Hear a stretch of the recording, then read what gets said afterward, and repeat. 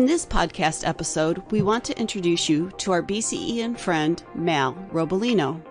Michael Dexter and Mark Eggers talk with Mal about her recently published article in the Journal of Emergency Nursing and how the article came to be published.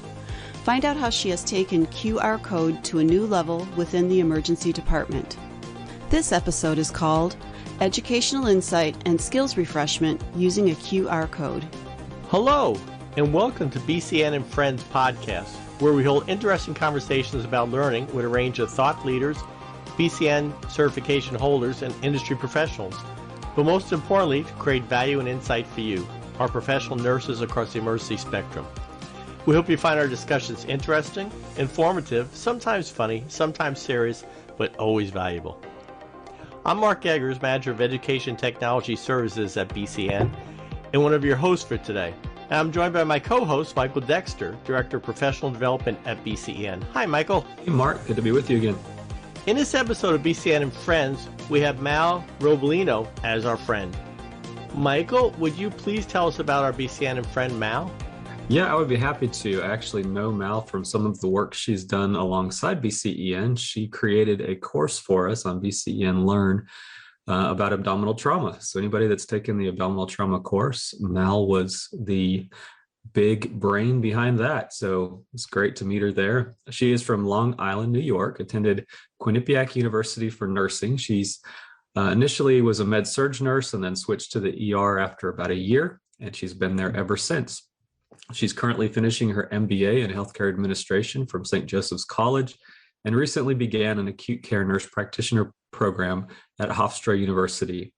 She has her CEN and TCRN certifications. She's also an AHA BLS, ACLS, and PALS instructor, and is a certified sexual assault forensic nurse examiner in New York.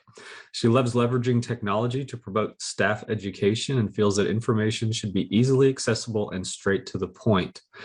Mal was recently published in the Journal of Emergency Nursing for her article, Intervention Development, Quick Response Code Implementation for Point of Care Training Needs in the Emergency Department. And even though that sounds like a mouthful, it's actually a very neat and simple idea that she's come up with, along with some of her coworkers, to use QR code technology to provide educational insight and skills refreshment for high acuity yet low volume therapies while working in the ED.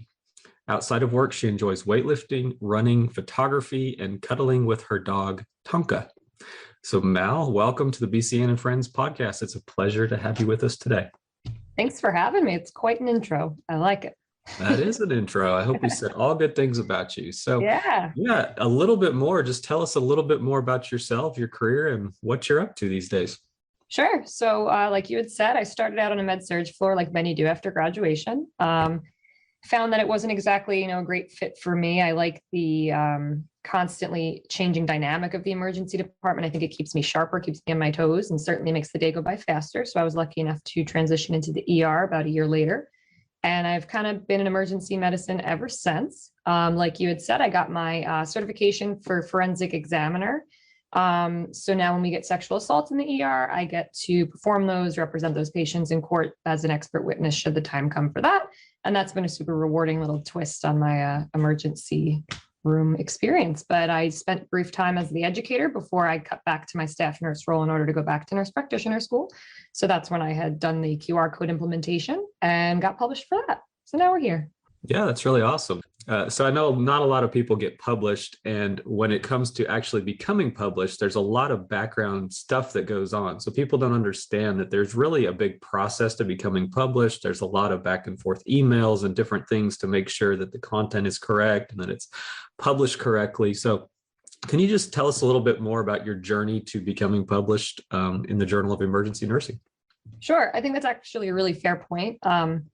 I certainly didn't realize the work, behind it, because I think I must have done 7 or 8 revisions, I think, before it was finally accepted. So that was starting to get a little disheartening. But I was fortunate enough that when I implemented this intervention, being the QR code technology, I was still working in the education role. So my coworkers in the department and my boss had guided me to kind of collect data before doing it, just in case I did want to get published. And it wasn't really on my mind at the time. So I took that data, which was just the best thing I could have done, because in hindsight, wouldn't have gotten this intervention published. And I kind of let it sit for a bit. And we had a recertification come up at the hospital for our trauma certification. So when the Academy of Surgeons or what have you was coming, they showed off this technology, because a lot of it was on our trauma equipment. And our CNO had came up to me and said, why isn't it published yet? And I thought, to me, it's a QR code and everybody uses them. So I didn't realize it was really publishable until I started looking online and realizing that it hadn't really been used in that context. And to me, it's a simple technology, but I recognize to others it seems a lot more complex, but it's not. So after that, I sent it to a couple journals and just figured, let me just see if anyone's interested. And I heard back from all of them. I ended up going with the Journal for Emergency Nursing, just because, again, that's kind of my home and that's the journal that I read. And we went from there. And like you had said, it went through 7 or 8 revisions. It went back and forth. They were amazing through the process. They teamed me up with one of the editors that was sort of a mentor through it, knowing that it was my first publication. They were very encouraging, even when requesting the revisions, because I can understand that some people probably get very discouraged doing that. And it was so helpful. They really helped me bring out a much more polished journal than I originally submitted to them. So it was a really, really good, like, symbiotic process. And I'm so happy that it was published. Yeah. Yeah, that's awesome. So we've talked about the process, but just briefly, do you mind telling the listeners what the actual study was about, or what the technology is that you're using there? Sure. So one of the things we had noted when I became the educator was that, and I'm sure this is a problem in a lot of facilities, our night staff was all pretty much new nurses. And, we're pushing a lot of in-person learning, a lot of iLearns on the computer. And I'm personally someone who loves technology. I hate iLearns. I don't think they're that effective. I don't think they're that fun to sit through. To me, and I think to a lot of people in my generation of nursing, I prefer a quick, 2 to 3 minute snippet where it shows me exactly what I'm doing and I can move on from there, because you're taught all these things in orientation. You have to be competencied on them, but you may not see them again for 2 years. At a level 3 trauma center, you may not get a gunshot wound for another year after that. So really important to keep their skills up, but not really require so much in-person education, in my opinion, especially on this population of nurses that's working night shift as it is. So what we did was we recorded 2 to 3 minute video clips on various pieces of equipment. Like you had said, they're high acuity, but low use. So that was like the rapid infuser for us. It was external ventricular drain setup, even A-lines. In our ER prior to COVID, we weren't really holding patients with A-lines. They were going up to the ICU. So during COVID, that video became very helpful. So we recorded 2 to 3 minute videos. We used our own equipment in the department. To me, that's the most helpful, rather than using like a vendor video where it may not be the exact same model, or, they have their own motives of what they're teaching you. And we uploaded them to YouTube and connected them to a QR code. So at first, I put the QR codes in a binder. This way, if you had a patient coming in, you wanted to set up the rapid infuser, and maybe the education department wasn't on at that time, it was 2 a.m, 3 a.m, you can go scan the code, watch the video of me setting it up, showing you how, and go run it. We had a couple of requests to put it on the equipment itself. So after that, we laminated it and affixed it to the equipment itself. So now if you go through our trauma room and you open up, the chest tube drawer, there's a video there on how to set it up. Or if you grab the rapid infuser, there's a video, the fluid warmer, etc. And again, we kept them very short, very digestible. The purpose being that a patient's coming in and you can start watching this video, set it up, help yourself. Or if you're bored and you have a lull and you want to watch it, you can as well. But my goal was to make it a real kind of point of care, down and dirty. This is how you do it, because it is ultimately a refresher. Yeah, that's great. So once you started, did you have requests for QR codes on every single piece of equipment in the entire department? Or did you have to say no, we're only doing it on certain things? Or how did you decide what to put your time and effort into? Yeah, so we did learning needs assessments that we do every year. So I started with that as a springboard, what people request most commonly. And like I had said earlier, was the rapid infuser, A-lines, things like that, chest tubes, most commonly requested. So I did those. And then to your point, people kind of want them for everything after that, which put a little, had to put your foot down on some things, because it really should be isolated to the things that you're not seeing every day, because that's totally understandable to not really remember exactly how to set it up in the moment. So we did kind of limit it to just the high acuity, low use technologies. Yeah, well, that's awesome. It really is a great way to have that learning accessible and right there. And like you said, at 2 a.m, when somebody needs the information, that's a really cool idea to just put it right there on the equipment. So you can set it up while you're still watching the video, even if you want to. So. Yeah. For people to voluntarily learn about something, it needs to be pretty easy for them to get, I like efficiency. Yeah. So. Yeah. So you're moving forward with an MBA, you're moving forward with a nurse practitioner program to become a nurse practitioner. But now you're published as a person that uses technology in the ER. So, with some of your future advances in your own personal profession, as well as some of the things you've witnessed using technology, how do you see technology changing in the next 5 years or so? Do you have any ideas of ways that we can continue to use technology in these different roles? Absolutely. I think one of the things that I hear promoted, and I'm sure on every floor when you're discharging a patient, but in the ER, we're discharging patients constantly. You're always encouraging the nurse to do more education, to give them more information about side effects for medications, things like that. I think it would be amazing if we start leveraging QR codes for that as well. I originally looked at the QR code thing with a little bit of hesitancy because I figured, someone like me, I always use them. It'd be super easy, but I have friends my own age and older, younger that are like, it's not for me. I'm not into technology. But once COVID happened, I kind of looked around and I was like, I've had it. You all use this to read menus. So you clearly are capable of it. And I think once you do it, you'll find that it's easy. So everybody really can do it. Pretty much everybody does have the capacity to do it. So I think maybe like discharge instructions, when you print your discharges, it should automatically populate whatever medication they prescribed, a quick little video on what side effects to look out for. It'll be easier for patients instead of losing those sheets. Maybe patients that are, can't really see as well, they can listen to it. So I think that would be a cool way to leverage some technology as far as patient care when they leave the department. And then I've also sort of thought about things. I know that they're starting to roll out, at least in my health system, you can look online and see wait times for different ERs. And I think what's interesting is if we have that capability and we're using telehealth so much as it is, and a lot of patients are coming in at the referral of telehealth, they're trying to see a doctor, they pull it up online and they recommend they go to an ER. It could be really cool to use a software that leverages all of that technology and that aggregate data to say, okay, we're worried about, X, Y, and Z for this patient. So they really should be going to this hospital specifically because maybe their acuity is higher. And we know that their closest hospital, or, when you live in a metropolitan area, you have a whole bunch. By me, there's like, I could go to 8 right now. So if they might usually go to hospital X, we might recommend they go to Y because maybe they have a cath lab and we're concerned for that. So you might as well go to the place that has a straight service as long as it's not too far out of the way, of course. So I think it might be cool to use that as a pathway to kind of guide patients where to go, refer them to different ERs.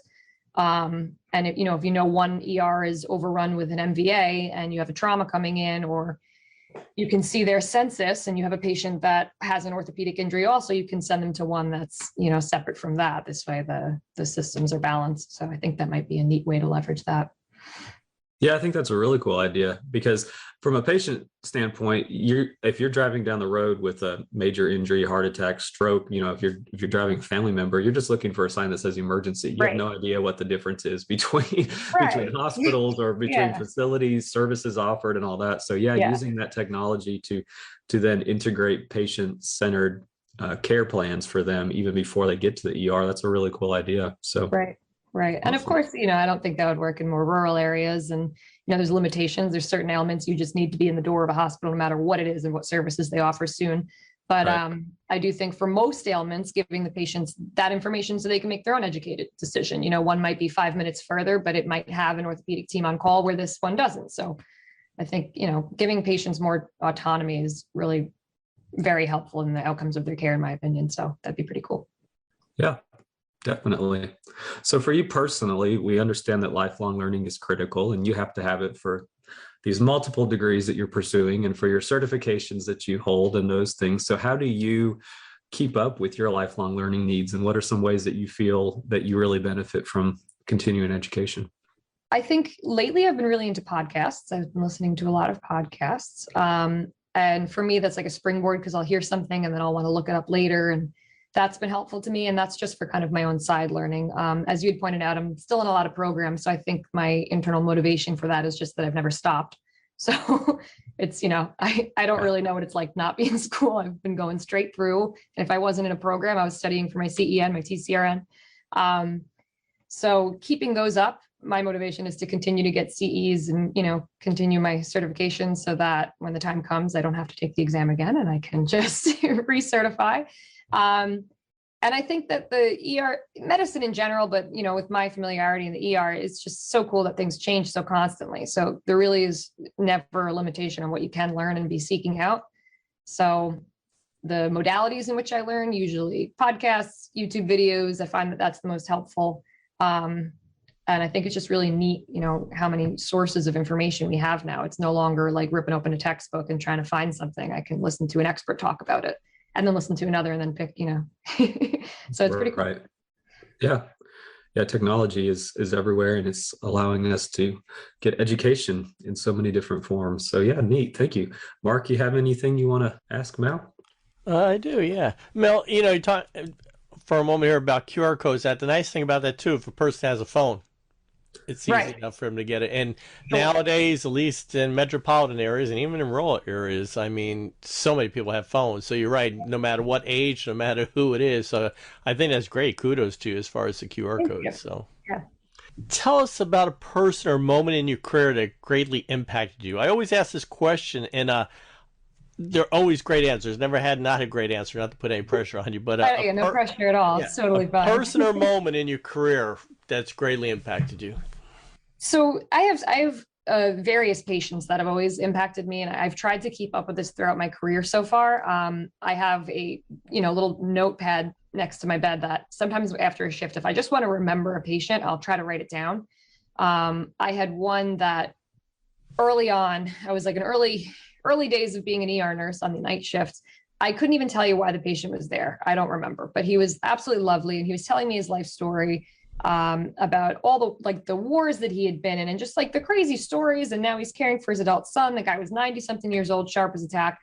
And I remember writing his story down, and it on paper seems so straightforward, just a very interesting person. But as a nurse and as a young nurse, it was so nice to have that conversation and that like rapport with the patient and remind yourself in, the heavy depths of an ER where you've got, 9, 10 patients, that these are all people with such crazy stories. Every person you meet came from something and has done amazing things with their life. So from him, it taught me that when I'm trying to build a rapport with a patient, a lot of times I like to ask what they do for a living or did for a living.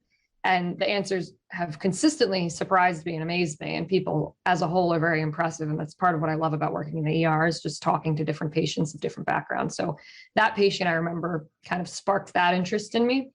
And it really, I think, has made my relationships with patients very much improved and given them a chance to kind of, talk about themselves. And people love sharing their life stories, especially when they're in an ER, kind of stripped of their own identity, put in a gown, and now they can't even have family members with them. So that was very important to me, I think, in the early days of becoming a nurse. Other than that, I think at work, I have 2 nurses that I work with, Tammy and Jeanette, that I met in my early days, and they scared the crap out of me. And they were like the textbook ER nurse. They're just so good. And even the doctors are asking the questions. And I remember looking at them and being like, okay, that's the bar. And like, that's, what I got to work to. And they have consistently since then been such incredible mentors to me. And, they both graduated as NPs from the same program I'm in now. So I'm sort of like the annoying little sister that's trailing along, but I am doing it. Because they were able to have such a good balance of like being formidable and absolutely tough, but also just absolutely lovely and willing to help younger nurses while keeping that bar high. They've always kept me on my toes and encouraged me to be better. So I really do try to seek out opportunities to be that for somebody else, because they really, people like that can make or break your experience coming into such a scary department, and meeting them was really career changing for me. I think, watching them continue to strive for new accomplishments and achievements. They keep me on my toes. So Excellent. Thank you. Now we're going to go into our rapid fire questions. Oh boy. So what would you be doing if you were not in your current role? Say you weren't a nurse. What else would you be doing? Other things that you would be doing? Dolphin trainer. A dolphin trainer? Yeah. That's kind of fishy, but I'll go with that one. Okay. I like that fun. Yeah. I don't know. That's like my knee-jerk reaction to that. And I don't know why. I've never even swam with dolphins. It seems fun. I love it. It's great. So I have 3 categories regarding your favorites. Okay. And what is your favorite book? So this one's, I'm so bad at favorites because I have so many different ones, I feel like. But if I had to pick, I would say anything by Atul Gawande. He wrote Complications and Better and the Checklist Manifesto. Emperor of Maladies, I'm not sure if you've read that one, is tremendous. It's like the whole history of cancer, basically, but from the early, it's an amazing book.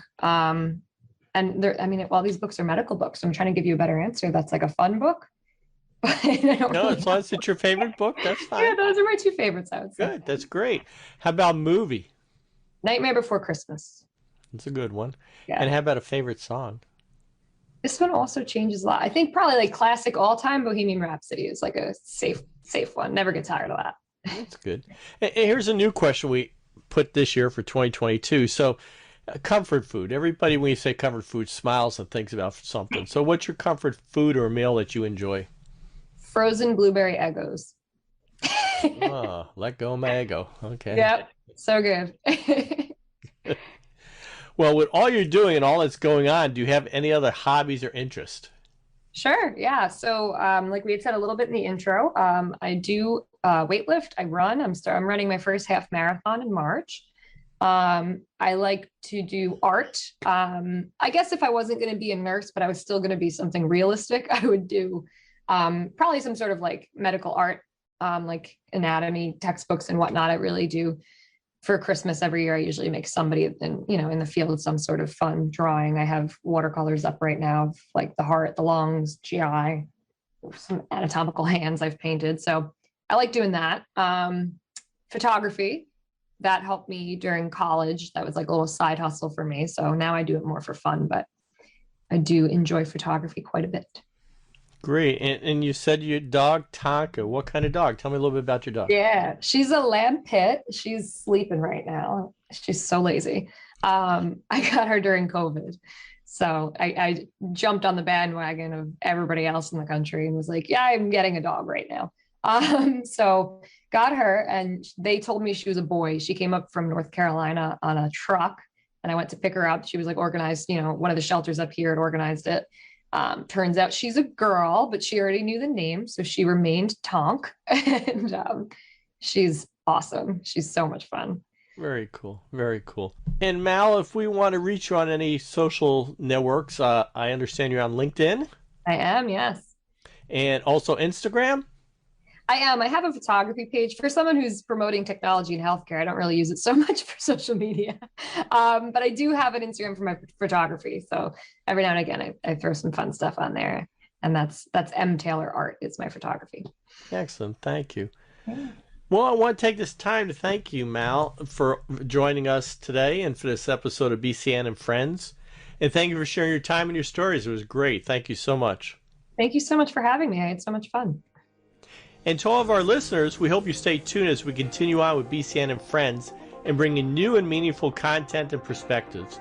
If you have a suggestion for an episode, please email us at bcen@bcn.org. I'm Mark Eggers here with Michael Dexter, and on behalf of the entire BCEN team, we thank and celebrate you for all that you are doing as professional nurses across the emergency spectrum. Until next time,